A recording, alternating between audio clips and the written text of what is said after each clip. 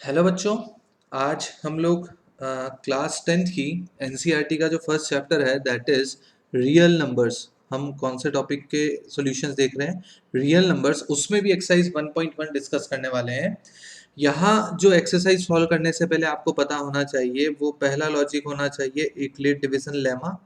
Euclid division lemma को just मैं जरा सा ब्रीफ कर देता हूँ। लेमा क्या बोलती है कि if there are two numbers in which a is greater than b, then a can be written as bq plus r, where r is always greater than equal to 0 but less than the divisor। ये बोलता है Euclid division lemma. मतलब अगर आपके पास दो number है और तो आप क्या लिख सकते हैं? आप लिख सकते हैं dividend is equals to divisor into quotient plus remainder. But शर्त क्या है? शर्त यह है कि यहाँ पर इसने नई चीज क्या बोली कि रिमाइंडर जो होगा वो हमेशा पॉजिटिव होगा। पहली बात तो ग्रेटर देन 0 होगा, और अगर आप देखें तो लेस देन द डिवाइजर होगा। ठीक है। और इसके बाद दूसरी चीज जो हमको देखनी है वो है Euclid division algorithm. Euclid division algorithm क्या बोलता है? वो ये बोलता है कि अगर हमारे पास कोई दो नंबर है ए एंड बी, और अगर हमें उसका एचसीएफ निकालना है तो हम उसको यूक्लिड डिवीजन एल्गोरिथम के थ्रू निकाल सकते हैं। ये एल्गोरिथम क्या बोलता है कि if a is greater than b then a can be written as b into q plus r. अब यहाँ पर इस स्टेप में आप रिमाइंडर को देखिए। अगर वो रिमाइंडर जीरो हो जाता है, इफ रिमाइंडर बिकम जीरो, तो जो डिवाइजर होगा, जो इस स्टेप का डिवाइजर होगा, वही आपका एचसीएफ होगा। लेकिन जरूरी तो नहीं कि रिमाइंडर इक्वल टू जीरो होगा। तो अगर remainder not equal to zero हो तो उस पर्टिकुलर केस में क्या होगा? Again take two values b and r। मतलब एक तो डिवाइजर ले लो और एक आप क्या ले लो? रिमाइंडर ले लो, और इन पे अगेन यूक्लिड डिवीजन एल्गोरिथम को अप्लाई करो such that b is equals to r into q one plus r one. Again नया क्वेश्चन आएगा और नया रिमाइंडर आएगा, और इस प्रोसेस को कंटिन्यूली आप क्या करते जाओ? रिपीट करते जाओ until you will get remainder is equal to zero. जिस भी स्टेप में रिमाइंडर इक्वल टू जीरो होगा वही आपका आंसर होगा, वही मतलब उस स्टेप का जो डिवाइजर होगा वही आपका फाइनल एचसीएफ होगा। तो ये दो चीजें आपको डिटेल में आनी चाहिए इस एक्सरसाइज को अच्छे से करने के लिए। अगर इस एक्सरसाइज में कुछ डाउट है तो मैंने उसकी जो चैप्टर की थ्योरी है उसके भी वीडियोस जो हैं वो चैनल पे डाले हुए हैं, तो आप एक बार उनको भी रेफर कर सकते हैं। और मैं तो ये बोलूंगा उनको पढ़ने के बाद ही इनको सॉल्व करें तो बड़ी आसानी से सॉल्व होंगे। चलिए क्वेश्चन नंबर 1 देखते हैं। इसने क्या बोला है कि आपको यूक्लिड डिवीजन एल्गोरिथम की हेल्प लेनी है और एचसीएफ निकालना है टू नंबर्स का। ठीक है, तो मैंने यहाँ पर क्या देखा? देखो पहला क्वेश्चन समझना। मैंने देखा कि हियर 225 इज ग्रेटर देन 135। 225 जो है वो 135 से बड़ा है। तो अगर ये 135 से बड़ा है तो मैंने मान लिया कि लेट ए जो पहला नंबर है वो है 225 एंड पी जो दूसरा नंबर है वो है 135। अब हमें क्या लिखना होता है? हमें हर बार लिखना होता है dividend is equals to divisor into quotient plus remainder. तो किसी बच्चे को अगर डायरेक्टली लिखना आता है तो बहुत ही बढ़िया बात है। नहीं लिखना आता है तो मैं यहाँ पर बच्चों वाली मेथड समझा रहा हूँ कि आप अगर डिविडेंड को डिवाइजर से डिवाइड करेंगे तो ऐसा ही कुछ क्वेश्चन आएगा। ये वन टाइम डिवाइड होगा, ये 135 चला जाएगा और रिमाइंडर आ जाएगा कितना? 90। तो यहां से आपको समझ में आ जाएगा dividend is equal to divisor into quotient plus remainder. So 225 can be written as 135 into 1 plus 90। This is our step number 1। अब इस स्टेप में आप देखिए कि क्या रिमाइंडर इक्वल टू जीरो है? नहीं है। जब भी रिमाइंडर इक्वल टू जीरो नहीं होता है तो इसी स्टेप का डिवाइजर लीजिए और इसी स्टेप का रिमाइंडर लीजिए एंड अगेन अप्लाई कर दीजिए क्या? Euclid division lemma. ठीक है, तो डिवाइजर क्या है? 135, रिमाइंडर क्या है? 90। तो अगेन आई एम राइटिंग कि dividend is equals to divisor into quotient plus remainder, यही आएगा। अब ये कैसे डायरेक्टली लिख सकते हैं? तो एक काम करते हैं, इसको 135 से फिर डिवाइड करके देख लेते हैं। तो 90 जब 135 को डिवाइड करेगा तो वन टाइम ही जाएगा और रिमाइंडर कितना दे देगा?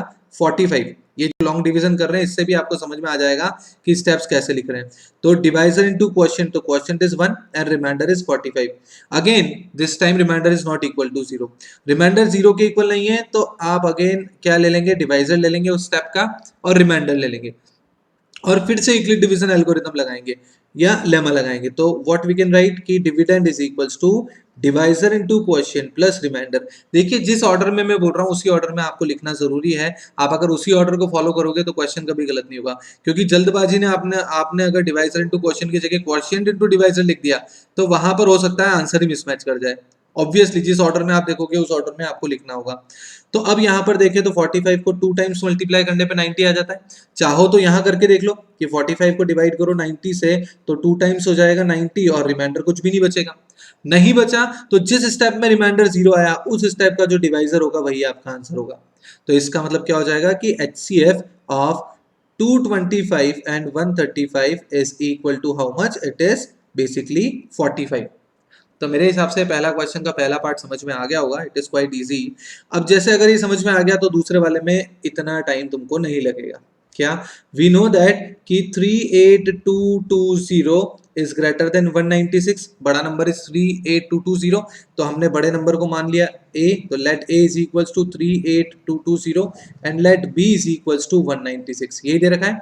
Now dividend is equals to divisor into quotient, तो divisor into quotient plus remainder देखना है अपने को। अब अगर आप इसको देखना चाहें तो ये एक्चुअल में जो क्वेश्चन है ये आपको कंफ्यूज करने के लिए ही दिया हुआ है। अगर आप 196 से डिवाइड करोगे ना तो ये कंप्लीटली 195 टाइम्स डिवाइड हो जाएगा।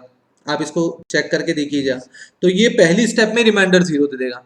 तो ये क्या हो गया? Dividend is equal to divisor into quotient plus remainder. अब इसकी तो पहली स्टेप में रिमाइंडर 0 हो गया। अगर पहली स्टेप में रिमाइंडर 0 है तो मैं क्या लिखूंगा? So HCF is equal to 196 which is answer. तो HCF क्या हो जाएगा? 196 इटसेल्फ। मेरे हिसाब से बड़ी आसानी से समझ में आ गया होगा। नाउ थर्ड पार्ट क्वेश्चन का, थर्ड पार्ट में क्या नंबर्स दे रखे हैं? 867 एंड 255। ठीक है, तो इसके लिए अपन ने क्या किया? हमने यहाँ पर बड़ा नंबर जो था वो 867 था, तो let a is equals to 867 and b is equals to 255। ठीक है, अब हम क्या लिख सकते हैं? वापस वही dividend is equals to divisor into quotient. तो dividend is equals to divisor into quotient plus remainder. अब ये क्वोशिएंट और रिमाइंडर कैसे निकालें? तो वही लॉन्ग डिवीजन कर लें। 867 और ये 255 साफ साफ दिख रहा है 3 टाइम डिवाइड होगा ये। तो 3 टाइम से कितना हो जाएगा? तो ये हो जाएगा 765। 765 से क्या बच जाएगा? 102। इसका मतलब remainder is 102 and quotient is 3। ये तो आ गई step number 1। Remainder is not equal to 0। अगर रिमाइंडर नॉट इक्वल टू 0 है तो इसी स्टेप का डिवाइजर लीजिए और इसी स्टेप का रिमाइंडर लीजिए। ठीक है, तो क्या लगा देंगे? Again Euclid division lemma. तो dividend is equals to divisor है 102 इनटू क्वोशिएंट प्लस रिमाइंडर। अब वापस से कैसे निकालेंगे क्वोशिएंट और रिमाइंडर? तो फिर हमने वही स्ट्रक्चर बना दिया। 255 को डिवाइड करना है तो दिख रहा है साफ साफ 2 टाइम होगा। 2 टाइम होते ही ये 204 हो जाएगा और 204 से 51 इज द रिमाइंडर। तो ये 2 टाइम डिवाइड हुआ and remainder is 51। Again remainder is not equal to 0, so repeating the same process on divisor and remainder. तो क्या आ जाएगा? 102 is equal to 51 into 2 plus 0। साफ साफ दिख रहा है 51 को 2 से मल्टीप्लाई करने पे वी विल गेट 102। अब जैसे ही मेरे पास 51 इंटू 2 आ गया, मेरे पास रिमाइंडर जैसे ही 0 बना तो डिवाइजर आंसर हो गया। सो मैं क्या लिखूंगा? So here HCF of 867 and 255 is equal to how much? It is 51. So this will be the answer of the third part. तो मेरे हिसाब से तीनों क्वेश्चंस आपको समझ में आ गए होंगे। और बेसिकली ये क्या बता रहा है? ये बता रहा है कि यूक्लिड डिवीजन एल्गोरिथम से आप किस तरीके से HCF निकालते हैं दो नंबर्स का। चलिए moving on to the next question. Second question में क्या बोला है? Show that any positive odd integer is in the form of 6q plus 1, 6q plus 3 and 6q plus 5 where q is some integer. देखिए जब इस तरह के question आते हैं शो करने के, प्रूव करने के, तो बेसिकली वो नंबर्स की प्रॉपर्टी आपको बताते हैं कि एक नंबर की प्रॉपर्टी ऐसी भी होती है कि किसी भी ऑड नंबर्स को आप 6q plus 1, 6q plus 3 and 6q plus 5 की फॉर्म में रिप्रेजेंट कर सकते हैं। जब इस तरीके का क्वेश्चन आए तो आपको सबसे पहले आइडेंटिफाई क्या करना है इस कैटेगरी के क्वेश्चंस में? तो identify the value of divisor. Question को देख के ही आपको डिवाइजर ढूंढना है। तो आप देखिए अगर आप नंबर को n माने तो n इज इक्वल्स टू क्या बोल रखा है? Divisor into quotient plus remainder. यही तो फॉर्मेट दे रखा है। तो इस क्वेश्चन में किसका मल्टीपल बोल रखा है? 6q का। इसका मतलब डिवाइजर क्या होगा? ऑब्वियसली 6 ही होगा। और अगर डिवाइजर 6 हुआ तो हम यहाँ पर क्वेश्चन की शुरुआत कर लेते हैं। मैंने क्या लिखा? Here divisor is equal to 6, क्योंकि उसी के रेस्पेक्ट में आंसर पूछा है कि 6q plus something, 6q plus something and 6q plus something. तो जो नंबर आपको बार बार दिख जाता है यहाँ पर वही आपका डिवाइजर होगा। तो डिवाइजर की वैल्यू आपने 6 ले ली पहली स्टेप में। जैसे ही डिवाइजर आ जाता है, now write down the remainders. Possible remainders कि अगर डिवाइजर इज 6 तो रिमाइंडर क्या होगा। तो यहाँ पर रिमाइंडर की क्या रेंज होती है कि remainder is always greater than equal to 0 but less than the divisor, ये भी हमने पढ़ा था। सो पॉसिबल वैल्यूज क्या होगी, पॉसिबल वैल्यूज ऑफ रिमाइंडर्स क्या क्या हो जाएगी, 0 हो सकती है, 1 हो सकती है, 2 हो सकती है, 3 हो सकती है, 4 हो सकती है और 5 हो सकती है। जब रिमाइंडर्स की इतनी वैल्यू हुई तो नंबर की भी उतनी वैल्यू होगी। तो मैंने मान लिया कि यहाँ पर let number is equals to 6q plus r, number मान लिया 6q प्लस आर क्योंकि वही फॉर्मेट हमको ऊपर दे रखा था। तो मैं क्या बोल सकता हूँ यहाँ से, so possible values of number will be, number की क्या क्या पॉसिबल वैल्यूज हो सकती है, देखो जब r की वैल्यू 0 रखोगे तो नंबर कितना हो जाएगा 6q, जब r की वैल्यू 1 रखोगे तो नंबर कितना हो जाएगा 6q प्लस 1, 2 रखोगे तो नंबर कितना हो जाएगा 6q प्लस 2, 3 रखोगे तो you will gate 6q plus 3, 4 रखोगे तो 6q प्लस 4, 5 रखोगे तो 6q प्लस 5, यही नंबर्स हो सकते हैं आपके पास। ठीक है, कहने का मतलब क्या है कि अगर 6q की फॉर्म में लिखने हैं तो सारे नंबर्स को आप इन फॉर्मेट में आसानी से रिप्रेजेंट कर सकते हो, आसानी से कवर कर सकते हो। बट यहां पर मेरे को क्या दिख रहा है, but the number 6q plus 2 and 6q plus 4 are divisible by 2। देख लो ये जो सारे नंबर्स इनमें 2 कॉमन आ रहा है, 2 कॉमन आ रहा है मतलब ये क्या होंगे 2 से डिविजिबल होंगे, इसका मतलब ये नंबर्स जो होंगे वो कौन से होंगे, इवन नंबर्स होंगे। और हमारे पास देखो दो ही तरह के नंबर होते हैं नेचर वाइज, या तो इवन होगा या ऑड होगा। ठीक है, तो अगर ये 3 इवन निकल गए तो बचे हुए 3 क्या होंगे, ऑड होंगे। तो मैं क्या लिखूंगा, so possible odd numbers will be what, जो बचे होंगे वो ऑड ही होंगे। तो क्या बन जाएगा 6q plus 1, 6q plus 3 and 6q plus 5। और देखो यही आपसे बोला था प्रूव करने के लिए कि prove that any positive odd integer is in the form of 6q plus 1, 6q plus 3 and 6q plus 5। ये तीन ही आपके एक्सप्रेशन हो सकते हैं जो कि नंबर को आपके ऑड नंबर में रिप्रेजेंट कर सकते हैं। आप आसानी से देख सकते हैं क्योंकि जो बाकी के 3 नंबर थे 6q plus 2 and 6q plus 4, वो सारे के सारे तो क्या हो गए, वो तो इवन नंबर हो गए क्योंकि 2 से डिविजिबल है। तो अगर कोई नंबर इवन नहीं है तो बचे हुए नंबर्स क्या होंगे, ऑड ही होंगे। तो इसीलिए हमने इसको प्रूव कर दिया। ऑल राइट, थर्ड क्वेश्चन देखते हैं।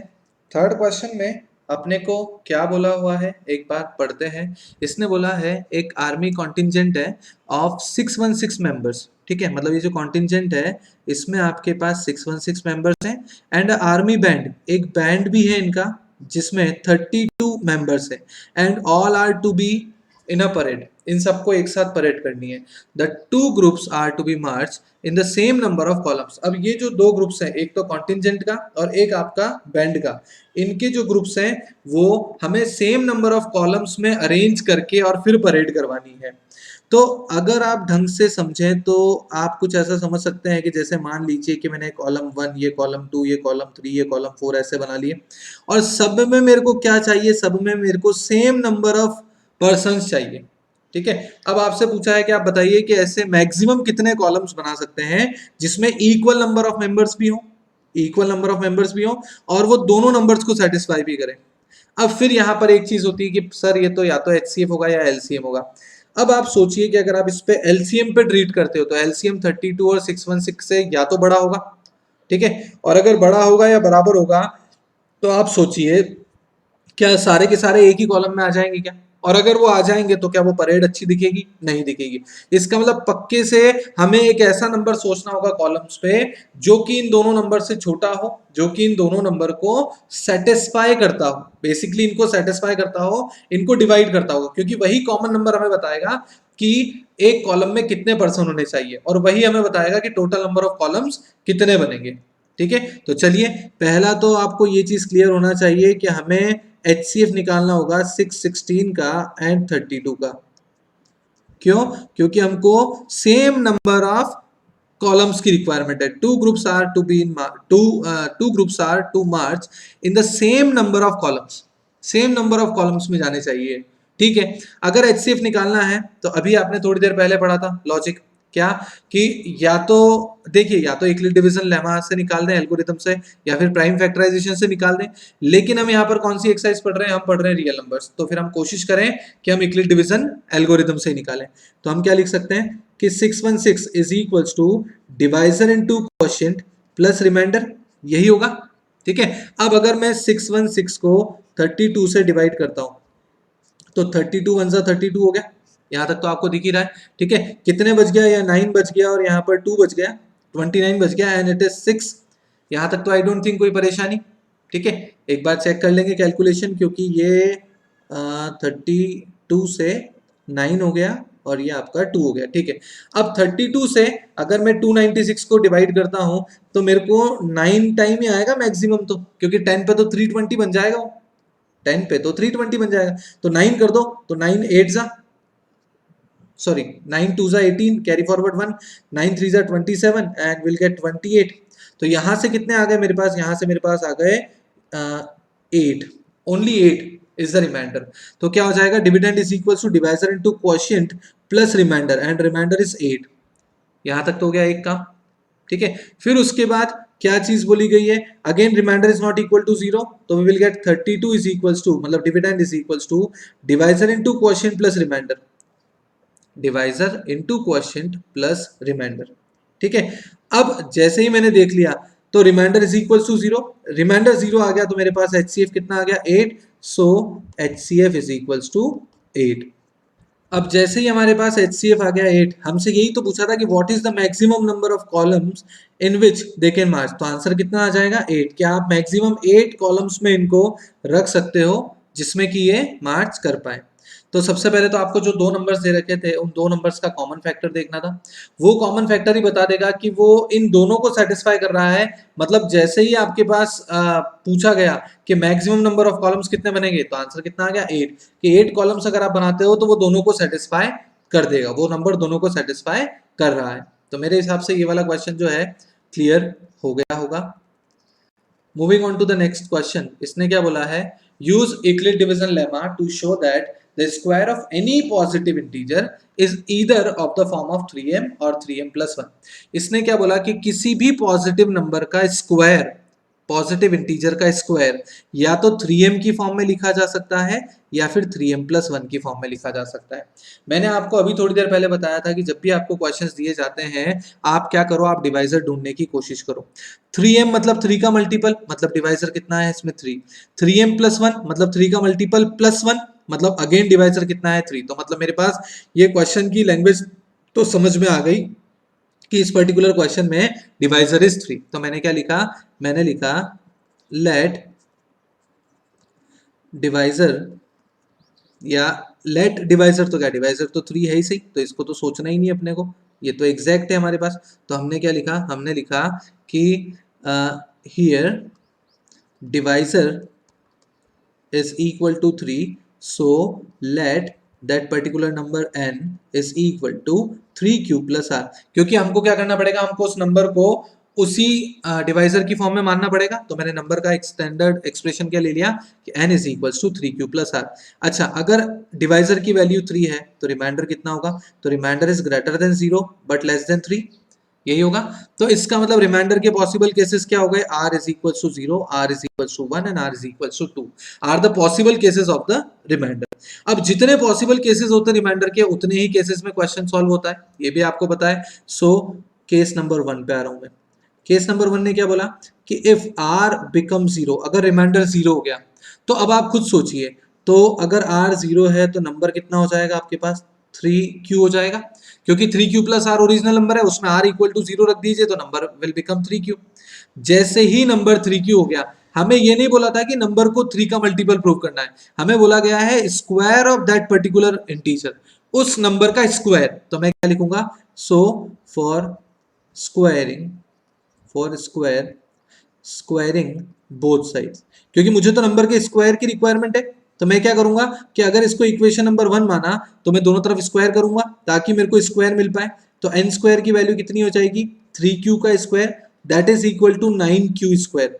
अब मुझे सिर्फ एक ही चीज देखनी है कि क्या 9q स्क्वायर को 3m या 3m plus 1 की फॉर्म में लिखा जा सकता है क्या, तो बिल्कुल लिखा जा सकता है। कैसे? 9 में से 3 कॉमन ले लिया और बचा हुआ 3q² अलग लिख दिया, कोई परेशानी वाली बात नहीं है। अब उसके बाद ये जो n² था इसको मैंने लिख दिया कि 3 का मल्टीपल है, वेयर m जो है वो मैंने मान लिया 3q²। कि अगर मैं इस अंदर वाले ब्रैकेट को m मान लूं तो ये नंबर 3 इंटू एम हो जाएगा, और 3 इंटू एम होते ही हमारा काम हो जाएगा कि yes the square of any positive integer can be written in the form of 3m। ये तो पहला केस हुआ। ये आपको समझना पड़ेगा कि अगर यहाँ 3m बोला है तो यहाँ पर भी 3 इंटू समथिंग दिखना चाहिए, बस इसके अलावा कुछ नहीं है लॉजिक। अब जैसे केस नंबर 2 पे आते हैं। केस नंबर 2 क्या बोलेगा कि if remainder is equal to 1, अगर रिमाइंडर 1 होगा तो बताओ नंबर कितना हो जाएगा। 3q प्लस r था तो नंबर हो जाएगा 3q प्लस 1। अब जैसे ही नंबर 3q प्लस 1 हो गया, हमें तो स्क्वायर से मतलब है, तो स्क्वायरिंग बोथ साइड्स, दोनों तरफ में स्क्वायर कर रहा हूं, तो n² की वैल्यू कितनी हो जाएगी, n² की वैल्यू हो जाएगी 3q प्लस 1 का होल स्क्वायर। यही होगा दोनों तरफ स्क्वायर करने पे। अब इसको एक बार ओपन कर लेते हैं a प्लस बी के होल स्क्वायर से, तो वो क्या होता है a² मतलब पहले नंबर का स्क्वायर, तो वो तो 9q² हो गया, प्लस दूसरे नंबर का स्क्वायर तो वो हो गया आपका 1, तो ये लास्ट में लिख दिया, प्लस 2 इंटू पहला नंबर इंटू दूसरा नंबर। ये एक बेसिक आइडेंटिटी आप सभी को पता है कि a प्लस बी का होल स्क्वायर क्या होता है कि a² plus 2ab plus b²। तो यहां से n² की सिंप्लीफिकेशन क्या आया कि ये तो है 9q² प्लस 6q प्लस 1। अब आपका दिमाग एक ही तरफ दौड़ना चाहिए कि या तो नंबर 3m होना चाहिए या फिर 3m प्लस 1 होना चाहिए।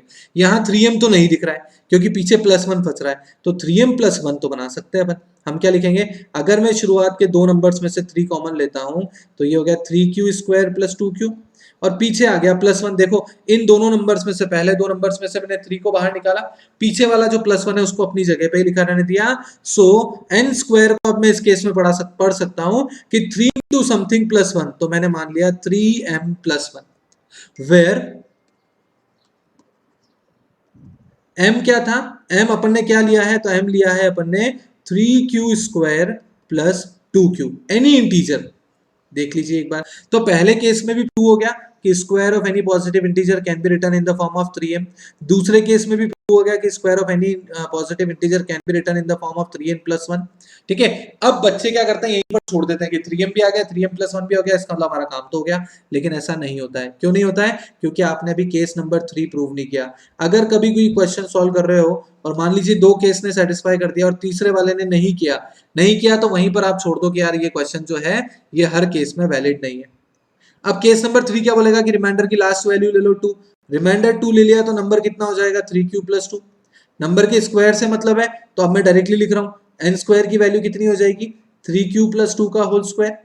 इसको ओपन कर लें तो ये क्या हो जाएगा a² मतलब 9q² plus 2 into a into B, तो 2 इंटू ए इंटू बी लिख दिया, प्लस b² जिसकी वैल्यू है 2 का स्क्वायर।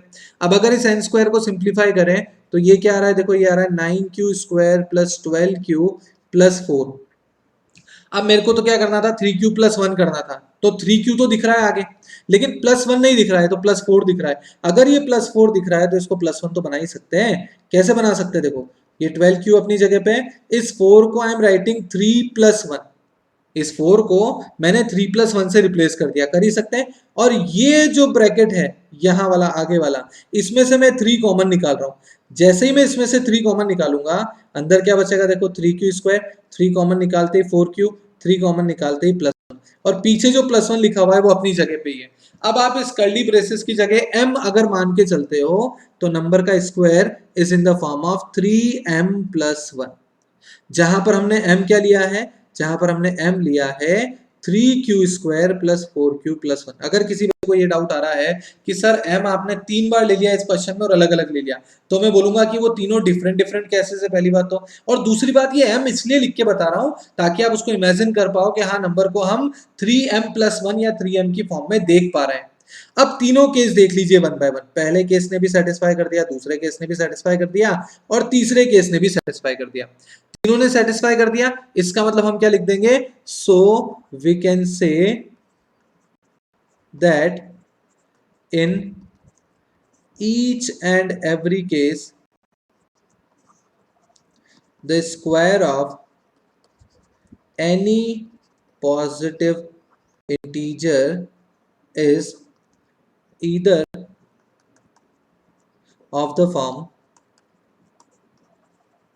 3m और 3m+1 कि मतलब आप किसी भी तरीके से देख लीजिए, आपको क्या दिखेगा कि square of any positive integer can be written in the form of 3m और 3m+1। तो लॉजिक ये है कि जो आपको रिमाइंडर की वैल्यू आती है उससे केसेस बनते हैं, हर केसेस को 1 बाय 1 आप प्रूव कीजिए और आपका आंसर निकाल दीजिए। मतलब जो वैल्यू डिवाइजर की होगी उतने ही केसेस आपके बनेंगे। लेकिन क्या होता है, बहुत सारे क्वेश्चंस में डिवाइजर की वैल्यू बहुत बड़ी हो जाती है, जैसे मान लीजिए 6 आ गया, 9 आ गया, 15 आ गया, 18 आ गया। तो ऐसा तो नहीं है कि हम 18 केस सॉल्व करने बैठेंगे, नहीं बैठेंगे ना। तो फिर उसके लिए क्या करना है, तो उसके लिए मैं अगला क्वेश्चन एक बार समझा के बताता हूँ। ठीक है, थोड़ा सा आईक्यू लगा के करना है क्वेश्चन को, तो क्वेश्चन बड़ा आसान लगेगा।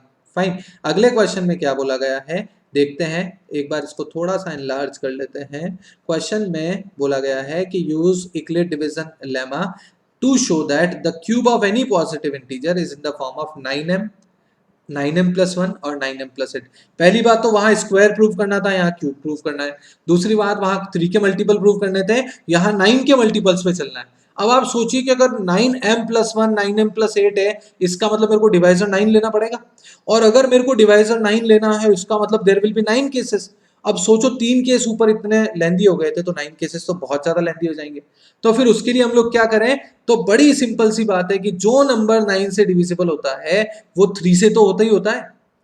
जो नंबर 9 से डिविजिबिलिटी शो कर रहा है वो पक्के से 3 से डिविजिबिलिटी शो करेगा। इसका मतलब हम 9 डिवाइजर नहीं लेके 3 डिवाइजर लेके भी काम कर सकते हैं, 3 डिवाइजर लेके भी काम कर सकते हैं, जिससे कि हम बड़े डिवाइजर को छोटे डिवाइजर में कन्वर्ट कर लें। तो मैंने क्या लिखा, मैंने लिखा कि since if a number is divisible by 9, that means by default we can say that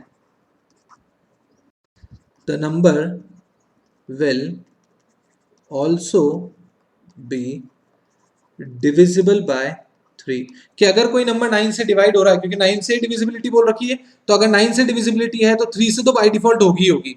तो मैंने क्या माना कि so let here number is equals to 3q+r। मैंने उस नंबर को 9 पे डिविजिबिलिटी नहीं लेके 3 पे ले लिया। और ये आईक्यू से समझ में आना भी चाहिए कि मैं 3 पे लूंगा तभी केसेस कम होंगे और तभी क्वेश्चन रिलायबल लगेगा।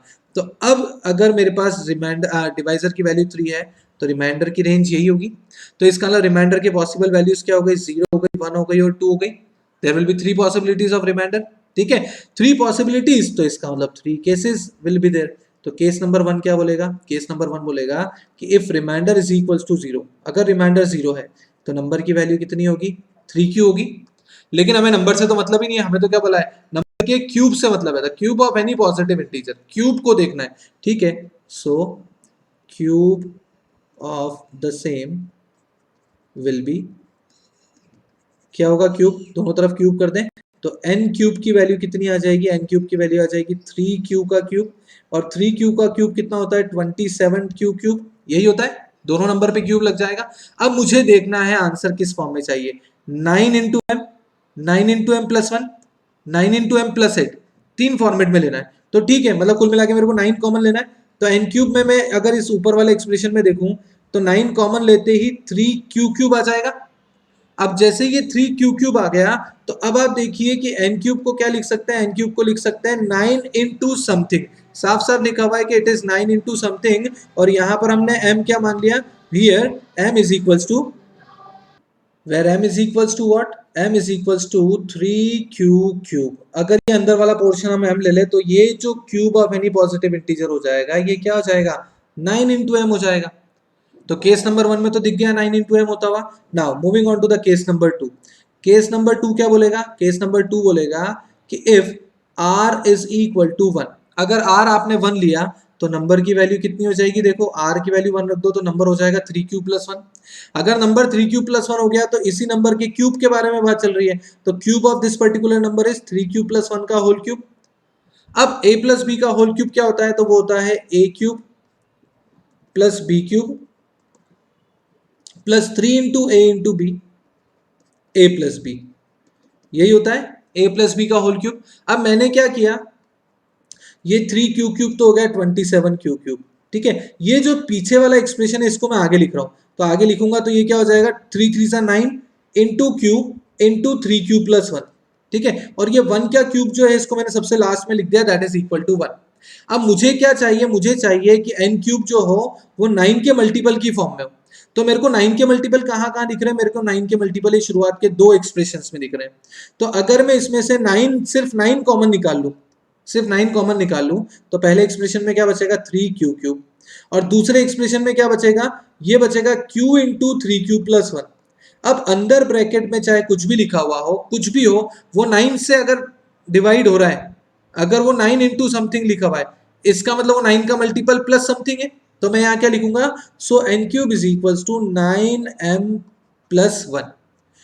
और हमने m क्या लिया यहाँ पर, तो where m is equal to 3q² plus q into three q plus one. ये हो गया हमारा केस नंबर 2। और इसने भी क्या कर दिया कि cube of any positive integer can B return in the form of 9m plus one.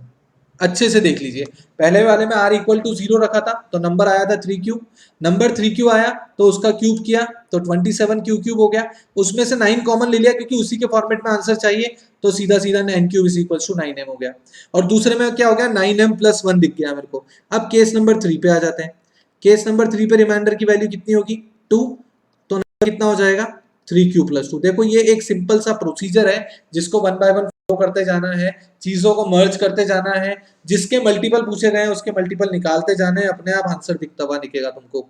तो अब नंबर का क्यूब चाहिए, तो एन क्यूब की वैल्यू क्या हो जाएगी, तो ये हो जाएगा ए प्लस बी का होल क्यूब। और ए प्लस बी का होल क्यूब क्या होता है, तो ए क्यूब मतलब पहले नंबर का क्यूब, प्लस बी क्यूब मतलब दूसरे नंबर का cube, plus 3 times of a into b and a plus b, तो ये हो जाएगा 3q प्लस टू। मैंने जस्ट आइडेंटिटी ओपन की है, अगर कोई स्टेप समझ में नहीं आया तो पेन और पेपर पे लिख के देखिए, बहुत आसानी से क्लियर हो जाएगा। अब आप देखिए ये जो पहला नंबर है 27q³ और ये पीछे वाला नंबर जो है ये 9 के मल्टीपल दिख रहे हैं मेरे को, तो इनको मैं आगे लिख रहा हूँ।